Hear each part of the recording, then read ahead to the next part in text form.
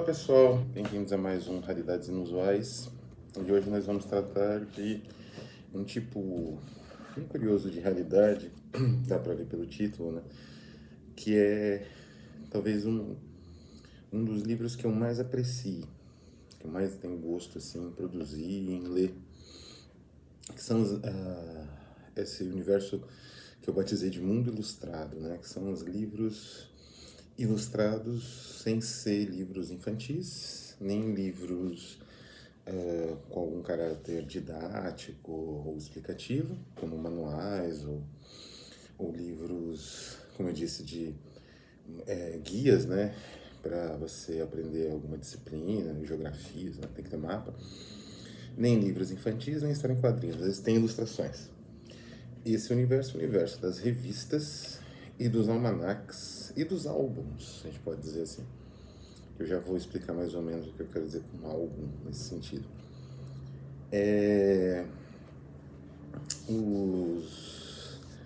Digamos assim, que existe na humanidade uma forte tendência ao colecionismo e ao acúmulo. Nós somos animais que acumulam, né? Aparentemente o acúmulo de objetos, de coisas, de fragmentos, né, de realidade é uma forma de a gente retomar o controle da realidade. Mais que isso, é uma forma de preservar elementos perspectivamente, é uma forma de defesa diante dos horrores do mundo. Retrospectivamente, entrando na subjetividade, é uma forma de preservação de elementos da nossa identidade que, para muitos, se perdem com muita facilidade. Então, o acúmulo daqueles elementos faz com que você não perca, né, aquilo que define a sua identidade. Então, essa criação de listas, ela é algo inerente à humanidade, inerente ao desenvolvimento cultural e histórico do ser humano, né? A partir do momento que você não precisa mais se preocupar tanto com comida ou a sobrevivência imediata, provavelmente a humanidade começou a acumular objetos de alguma forma. E no caso específico, né, digamos assim, do ser humano atual, é uma característica quase que constante, por causa das nossas constantes lutas com o universo exterior. Não é? Consta uma notícia muito triste, né, de um senhor, acho que é um senhor, não sei a idade, que era um acumulador, né, que tem o acúmulo de coisas para se tornar uma doença, né, que é na forma do acumulador. Esse acumulador faleceu aqui em São Paulo e ele demorou, a polícia, a notícia é terrível porque envolve evidentemente a morte do ser humano, mas ao mesmo tempo ela revela muito desse aspecto que eu vou comentar agora, dessa necessidade de acumular, de fazer listas, de enumerar, não de aproximar, né, de alguma forma. Quando você faz uma lista, enumera, você aproxima os elementos, é como se você tomasse conta deles, né? Então esse selo demora 4 horas para ser encontrado. Tamanha a quantidade de coisas que ele acumulou ao longo dos anos. Pois bem, tomando em vista que se trata de uma característica humana bastante, digamos assim, próxima do núcleo mesmo da nossa personalidade, seria de se esperar que a ideia de construção de listas seja antiga na literatura, e é. Então, o primeiro exemplo que eu tenho aqui é o Bestiário, o Fisiólogo aqui, que seria um dos primeiros tratados aí no Renascimento. Essa edição, inclusive, é com essas gravuras aqui. Essas gravuras foram utilizadas num livro do D.P. Watt, A Dádiva. Essas gravuras aqui. Não me lembro de quem é a gravura. Acho que não é assinada, inclusive, né? Não tem a referência aqui. Enfim, é uma lista, né? Formiga-leão. É uma lista de seres com características especiais. A baleia, né? Então você enumerava o universo através dessa lista de seres com essas características especiais, né? O leão. Então essa talvez seja uma das... A enumeração de animais talvez seja uma das atividades mais ancestrais da humanidade. E uma forma, né, de a gente mais ou menos entender o comportamento instintivo enfim, às vezes impulsivo do animal, determinado ali pela alimentação, pelo instinto, que às vezes era difícil na época medieval. E essa catalogação com um sentido religioso, em geral, aqui é religioso, fisiólogo, né, permitia que esse conhecimento fosse compreensível para as pessoas desse tempo, ainda que, eventualmente, não correspondesse exatamente à realidade instintiva do animal. Né? Isso, em muitos casos, ainda nem é conhecido inteiramente. Né? Mesmo com etologia, com tudo.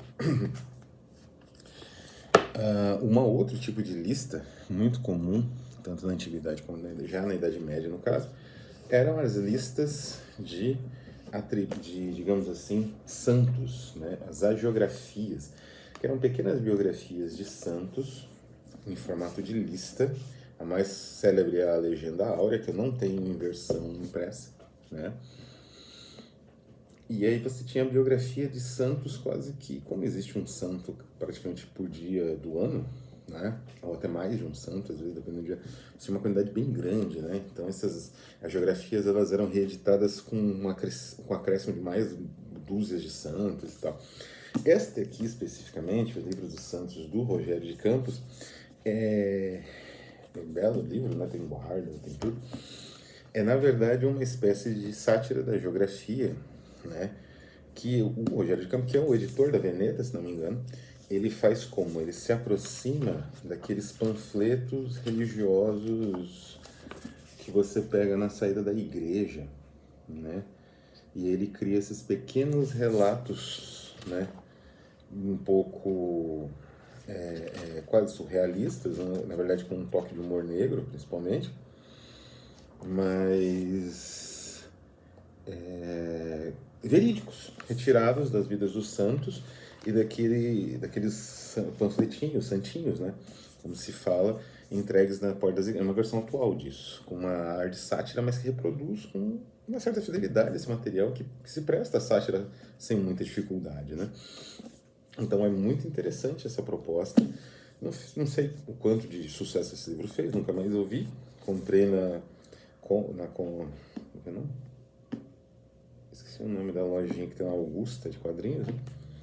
E enfim, é muito interessante, vale muito a pena conhecer. É um tipo de lista. Inclusive as agiografias, elas tinham uma tendência a ser ilustradas com gravura, como bestiário, né? Dos exemplos medievais, com gravuras dos santos, dos martírios que o santo sofreu, não é? Então é um mundo ilustrado, é um mundo que depende da ilustração. E digamos assim, um diálogo que se estabelece com a ilustração, que é interessante porque, como eu disse, é um diálogo único.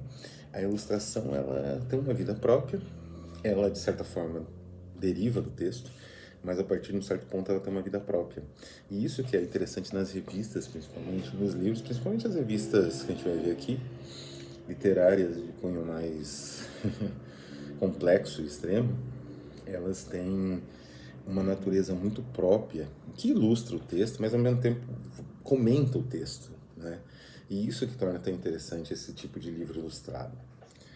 Então a gente já passa então para a era das revistas e álbuns. Eu falei que ia explicar o que era um álbum. Um álbum, como esse aqui, o Bibliodyssey, do Kay, é um conjunto de imagens, você também pode chamar de scrapbook, se quiser, que você disponibiliza com ou sem comentários para as outras pessoas terem acesso, né? Como faz aqui o Piquet, né? O que ele fez? Ele pegou uma série de imagens na aurora da internet, fez um tratamento nessas imagens, né? Colocou no site dele, que era um blog, aliás, Blogspot, e depois fez muito sucesso. Ele publicou esse material em forma de livro, com as entradas do blog, né? E é incrível esse tipo de catálogo. É um dos livros que eu mais utilizo para ter ideias, inclusive para buscar algumas dessas imagens para os livros da Rafos, né? Então, o álbum, nesse sentido, é o álbum ilustrado, que é um livro de referências, né? Às vezes temático, às vezes como aqui, geral, né? E que você tem uma série de referências diferentes, a explicação, né? Uma descrição desse material, não é? Uma recuperação desse material, inclusive eu piquei, ele estava na aurora da internet, no início da digitalização, então o BiblioOdyssey, ele que fazia as correções no Photoshop, né? Que muitas vezes o material era em baixa resolução, ele tinha que fazer todo esse processo manualmente, né? Recalcular a resolução, melhorar a imagem, quando, né? Se for necessário complementar para redesenhar em cima. Era um trabalho incrível da aurora da internet, que gera esse tipo de álbum, né? Existe outros, existe, como eu falei, temáticos, existe vários. Eu aconselho qualquer pessoa que tem atividades criativas a encontrar o seu, né? É essencial para você estudar formas. Bom, as revistas, como eu falei, as que eu trouxe aqui são um pouco de literatura, mas nem toda revista boa é só de literatura, tem de música, de cinema, né? Tinha Sight and Sound. O Museu Lazar Segal, ele por muito tempo teve uma biblioteca brilhante, assim, excelente. Inclusive o professor Luiz Nazário, ele fez uma doação de vários materiais para essa biblioteca Lazar Segal. Inclusive alguns materiais técnicos do grande animador canadense Norman McLaren. Esse material não sei se perdeu, enfim. Mas eles tinham uma série de revistas, com revistas lindíssimas, assim, né? Então tem várias revistas de cinema, até de filosofia mesmo, que tem um acabamento interessante e uma imagética própria. As que eu trouxe aqui são as grandes revistas históricas, né? A Der Orchidengarten. Essa revista é absolutamente genial, e esse tratamento, que é da Zagava, que é uma edição facsimilar até com os anúncios da época, né? Esse tratamento da Zagava é incrível. Por quê? A Zagava, ela fez essa filipeta com todas as informações traduzidas do livro, página a página. Então é incrível isso, né? Você tem o texto original e tem a filipeta com a tradução. O texto original na proporção certa, do tamanho certo, em 2 colunas, uma beleza. Assim, a Orchidengarten é célebre pelas capas espetaculares, como essa aqui, mas ela também é célebre pelas ilustrações internas, né? Que eram ilustrações de horror, sem grande compromisso temático, às vezes, com a história, né? Era um horror expressionista, você pode citar um Goya, né? Era um horror expressionista sem grandes preocupações com o desenvolvimento das narrativas internas, eram mais decorativas mesmo, mas estabeleciam como se fosse quase um catálogo imagético do horrível com um certo conceito, né? Que além, digamos assim, só da exposição do horrível. E por fim, né, não quis fazer uma, digamos assim, exposição de livros aqui, não é esse o objetivo. Eu estou só apresentando e dizendo como mais ou menos eu propriamente uso esse material. E por fim nós temos o almanac. Este aqui é o meu almanac favorito. É o Infranoir, lançado pela Zagava Zex, né? Ex-Assistant Press, Romênia, Düsseldorf. Como vocês podem ver, essa aqui é a versão simples, tem uma versão maior, mais bonita. Mas essa versão simples com uma sobrecapa inteiramente preta, que é um Infranoir, né? Aqui feito com baixo relevo, né? Tem o trecho de um texto de, se não me engano, de Dolf Strost, Leoparda, Poème em Leoparda. E é um livro belíssimo. Na verdade é um almanaque que congrega obras de 6 autores. Mark Valentine, Thomas Stronghold, John Howard, Dan Watt, com ilustrações de Andrei Velminsky, Damian Murphy e Colin Soule, né? E ele tem uma estrutura visual única. É praticamente uma galeria de imagens que acompanham os textos, em homenagem justamente ao grupo Infranoir. Imagens de todo tipo que vocês possam imaginar. Fotografias, às vezes dos próprios autores, não é? É mais, inclusive, fotografias tem maior quantidade. Mas tem alguns desenhos, algumas propostas de paginação que são únicas também, mistura imagem e texto. Enfim, é um material extraordinário.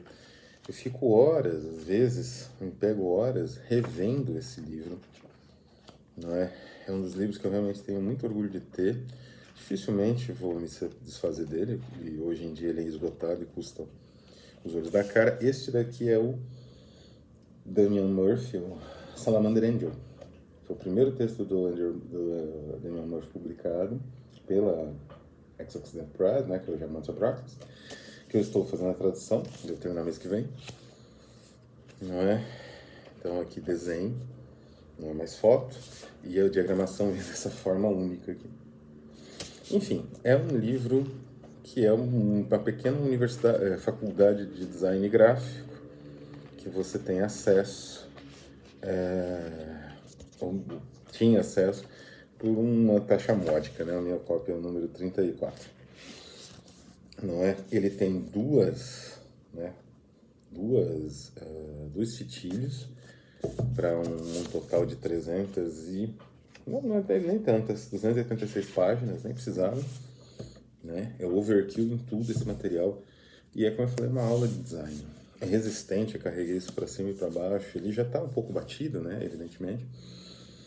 Um livro, para mim, tem que ser usado, senão eu não mantenho o livro em nenhum plástico, né? Eu uso o livro, às vezes ele fica meio batido, mas, enfim, é extraordinário, né? É um material que a Emissários Sombrios, tanto Emissários Sombrios quanto a Narrativas Angustiantes, tenta reproduzir de certa forma, né? Esse diálogo de imagens, essa variedade de textos e propostas, essa maneira assim de fazer com que o leitor tenha uma paisagens diferentes, às vezes se comunicando, não é? É a nossa ideia, né? Do Narrativas Angustiantes, que foi bem sucedido, felizmente, estou terminando a tradução, né? Mas também é do Emissários Sombrios, que está necessitando da ajuda para a gente completar. Vai estar o link aqui na descrição. Peço para que vocês vejam, ou se não puder ajudar, compartilhar pelo menos, né? Tá certo, pessoal? Então é isso. Um abraço e até a próxima.